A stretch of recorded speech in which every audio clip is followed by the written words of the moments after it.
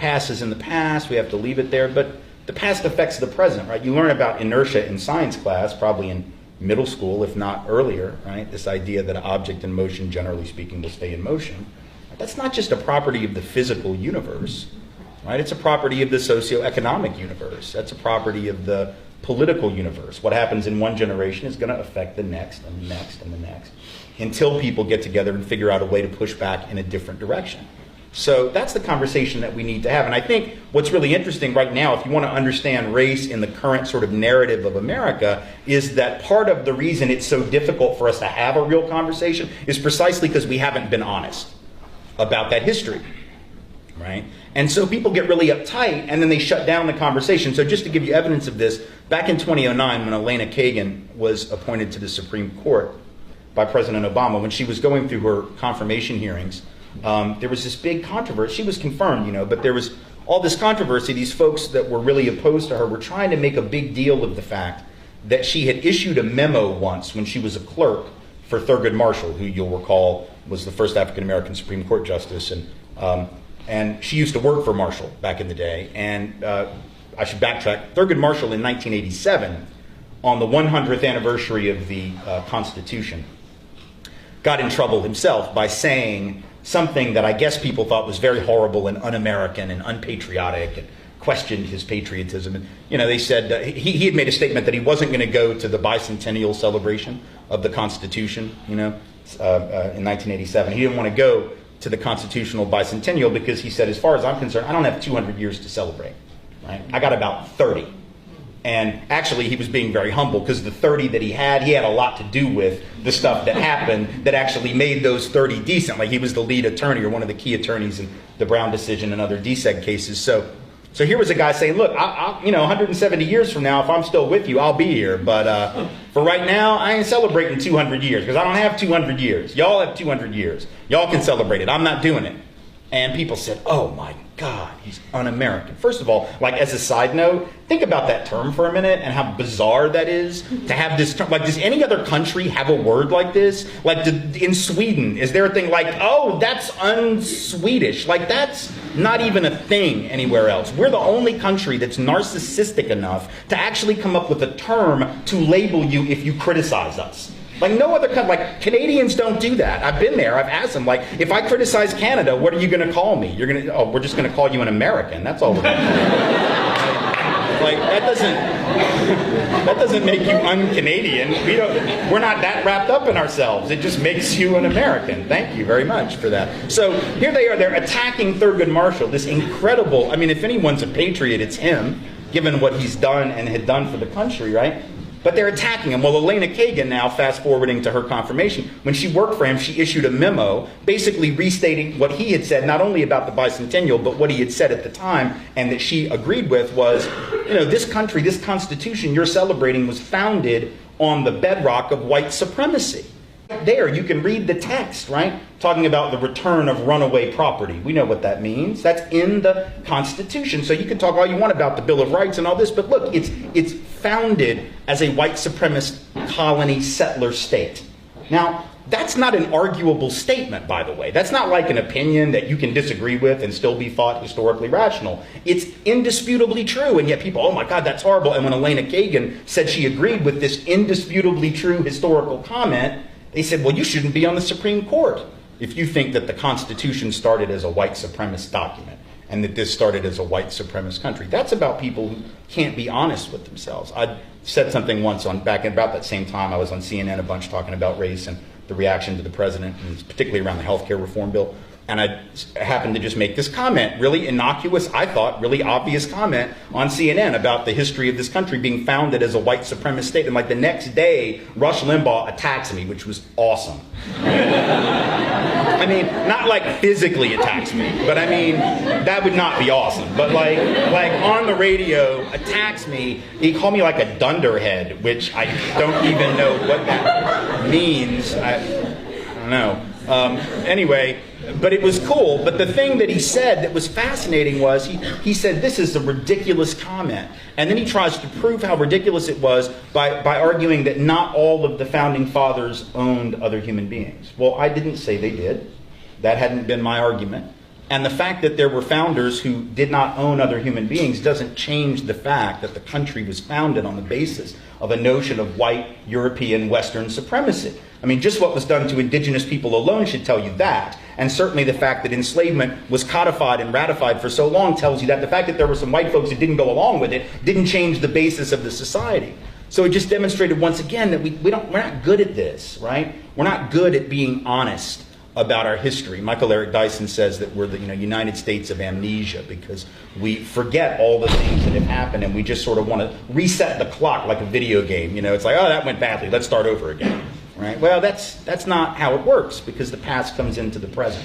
And then what happens is, if you've had a country that for a couple hundred years, in fact, really go back to the colonies now, we're looking at 400 years approximately of a society that told those of us who it defined as white. And I say that, who it defined as white, because I want to be clear that there's no such thing as white people. We weren't white until we got here, right? We were whatever we were before we came. Some of those ethnicities that you were asked to think about earlier in the exercise, but all of those got subsumed under this umbrella called white. And so now, and there was a reason for that. It had to do with taking power, taking land, and taking all these poor Europeans who didn't have a pot to piss in, pardon the expression, and basically convinced them that they had more in common with rich white people from Europe than they did with the black folks who were enslaved, or the indigenous people whose land was being taken. It was an interesting trick, right? To take poor Europeans and say, no, really, you're on the team with the rich. No, trust me, like I would never do you wrong. No, really, come with our team. You're on our team. Now, you're at the end of the bench. You're not getting in the game, but you're on our team, right? Because there were poor Europeans who were actually getting together with African enslaved folks and indigenous people to foment rebellions in the colonies like Virginia. And that scared rich people, so they had to create this category called white, to take all those people and sort of divide and conquer them. And so now those of us called white, right, have been told for 400 years almost on this land that there's something really special about us. Now, many of us have always said from the beginning that we have a problem with that. There have always been white folks who were opposed to that mentality and who fought it and who stood in solidarity with people of color who were the targets of it. But for the most part, if you tell people that for 400 years that you're better, that you're superior, you shouldn't be surprised when a lot of folks actually internalize that, right? And begin to believe it. And then all of a sudden, when the society starts to change, they sort of freak out a little bit, right? So when I see these things like the Tea Party rallies the last few years, right, where these generally older white folks, I'm not saying that to be ageist, I'm just referring descriptively to their age, like older white folks are out screaming, right, about healthcare reform and screaming about immigration and screaming about textbooks that they don't like. And they're like, I want my country back. Right? On the one hand, it's easy enough to say, well, you ain't getting it, right? Like, you're not getting it, and it's not yours, and you never had a right to it. But the reality is they believe that they do, right? These are people who feel entitled to the space because it's always been their space and it's been unquestioned. It's what they took for granted. So now, if they're having to share the designation of an American with people whose language of origin is not English, oh my God. People with brown skin and funny religious customs, quote unquote, right? And different cultural traditions. I mean, think about, like, the transformation of the culture in the last 30 years has been pretty heavy, right? It's transformed much faster than the economy, let's say. Right, the economic inequality hadn't changed all that much. If anything, it's gotten worse. Right, social equality, and it's moved a little bit, but it hadn't moved enough. But the culture has shifted. We're a much more multicultural culture today, right? And I think that also scares a lot of people who got used to like defining the culture as their stuff, their music, their art, their theater, their fashion, their food. Like I remember in the 1970s and early 80s, like the ethnic food aisle at the grocery was like pasta. Right? Like, for real, like Italian food was like the ethnic aisle, right? And it wasn't even good Italian food, right? It was like Chef Boyardee. That was like the ethnic aisle. And so folks got used to that. They got used to, like, particularly in the South, where I'm from, and where I assume most of y'all, if not all of y'all are from, like, you have 3 churches on every 4-corner stop, and the other one is a Walgreens or whatever, but 3 churches, and then all of a sudden, and then they were like, okay, a couple synagogues, we're cool with that, not too many, but a couple, and then it's like, oh, but now there are mosques, and now there are Buddhist temples and Sikh temples, and they're having to share the designation of an American. Now to us in the room, who, particularly those of you who've really grown up in the multicultural, that may not freak you out the same way. But understand, we got a larger society being run by folks who were sort of clinging to that notion of Americanism, and it's very dangerous. because those are the folks who then impose the kinds of policies, and we're seeing the kind of things they're wanting to do, all because they don't have an honest accounting of history. I mean, the anti-immigrant sentiment that we see and that we hear is all predicated on this misunderstanding of our history. We I think, at least in my experience, sometimes use groups of color against each other. And so you'll hear lately, there's been this big conversation on Fox News lately. It's sort of fascinating. Like, I don't make a habit of watching Fox News, but some little bird tells me what's going on there, and I listen, and then I don't have to watch it. But apparently, like, in the last 3 months, Bill O'Reilly has been on this sort of tear where he spends like all this time trying to prove that white privilege isn't real. Right? Now, it's interesting, right? Because, like, it seems to me like if something isn't real, like if it's just obviously made up, why would you spend 30 minutes trying to debunk it on national television? Like I don't think Bill O'Reilly would say, like, go on and say, velociraptors do not exist anymore. Or that, like, nobody, if there was a report that said, I saw a velociraptor, and he would not be like, no, you didn't, and I'm going to spend 15 minutes proving, or like, pixies on your shoulder are not real. Here's the evidence after the break. Like, he would not bother, right? It would just be so obvious. So if you're going to spend 20 minutes trying to disprove something that's just so obviously absurd, you sort of just told me, like, this is real, right? You sort of know. And Bill O'Reilly, of course, interestingly enough, he grew up in a place called Levittown. Now, the first Levittown was in Pennsylvania, but the second one was on Long Island. That's the one where he grew up. Levittown was a community that was constructed as a racially exclusive community in which no people of color could live. And that's where Bill O'Reilly grew up, but white privilege isn't real.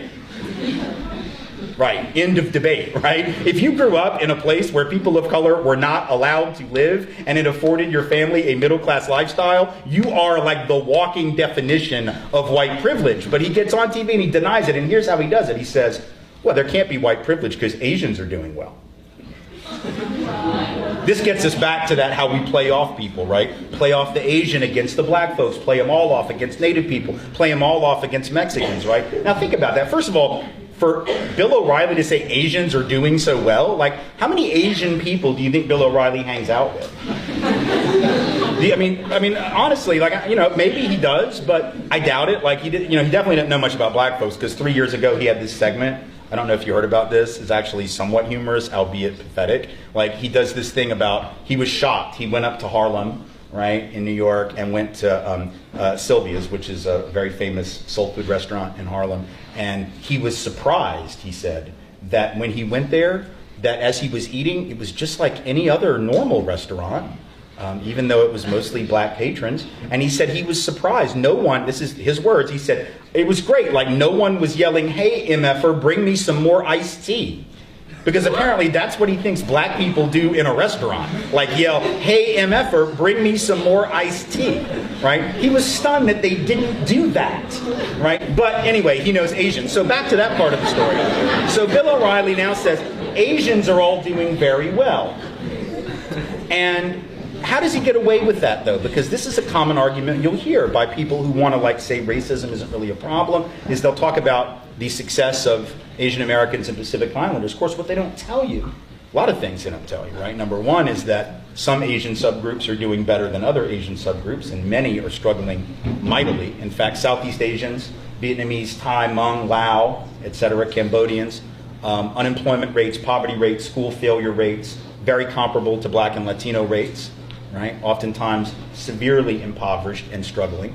But they apparently don't count in that construction of Asian success. Or by not talking about them, we're allowed to believe that somehow here's a group that's cracked the code. They've figured it out. All these other people are flawed. But actually, Asian folk are also facing discrimination. Chinese American professionals who have graduate degrees and professional level degrees only making right now about 60% as much as white professionals. So here's a group that has got the degree, got the same background as white folks, and even they are not doing as well. So in fact, this argument isn't true, but it's a way that we ignore the history. We also, right, do that, I think, with regard to Latino folks. Some Latino folk in far worse shape than other Latino folk, and for that matter, some white folk in worse shape than other white folk. But all of this is about a history of really dividing people and playing them off against one another, whether it was working class and poor whites against people of color, or whether it's one group of color off of another. So if we're going to understand anything that goes on today, whether it's the whole I want my country back thing, whether it's, think about some of the things that are being said. I mean, the anxiety levels among the dominant group seem pretty severe to me. Thing, folks are like, I got a multiple voting ring I'm running out of my basement. Like, we're gonna go steal that election. Like, that's not real. But why do they want people to have photo ID? Well, they know who doesn't have photo ID. Poor folks don't have often photo ID. And people of color in urban areas who don't have cars, perhaps, less likely to have photo ID, right? And so if you have a photo ID requirement and you shut down early voting, which they did, right? Or limit it, like they did here in North Carolina and elsewhere, who was voting early in 2008 and 2012? Mostly black and brown folks and working class folks and lower income folks who don't have flexibility at work on election day, so they want to go vote when they got a break, right? A week before, 10 days before. They're like, no, you can't do that, right? Why? It's transparent, right? Then they're like, oh, photo ID, but by the way, you can't use your college ID. Right? So for college students, no, you can't use that. No, because you might fake that. Yeah, because that's exactly why college kids get fake ID. I remember how much I loved my fake ID because it just let me vote like every Friday. That was totally the reason I got that, right? What about getting into bars? It was just multiple voting. That was totally my rationale for that. They don't want you to have student ID. Why? Because how have young people been increasingly voting? Not the way they want them to, right? But interestingly, they will let you use your gun registration license ID, right? Because that's got a photo on it too. And nobody would ever fake one of those, right? To be able to get a gun illegally, who would do that in America? That's crazy talk, right? Students, you all will scam the system. Poor people will scam the system. Black people will scam the system. Latino folks will scam the system. White gun owners would never ever lie about anything, right? That's essentially the message. And so you really have to ask and I think what ties all of this together is a lack of coming to recognition of our history and dealing with it honestly, and the anxiety that has created. Because it's created a sense that somehow certain people think they're losing their country. And that's sort of a sad thing because I'm sure it's frightening. The problem is they should never have been told that it was theirs. Right? In a way, we've been set up, those of us in the dominant group, to be anxious, not by people of color. People of color didn't create the anxiety. They didn't do this to us. We did this to us by creating a society of inequality and then rationalizing it all. And then when that system starts to change, it's like, oh my God, they're gaining on me, right? They're going to take what's mine. If we had been actually taught that this was to be shared from the beginning, then we wouldn't be having this like existential crisis right now. So a lot of our national and our personal stuff has to be excavated if we're ever going to have a really honest conversation.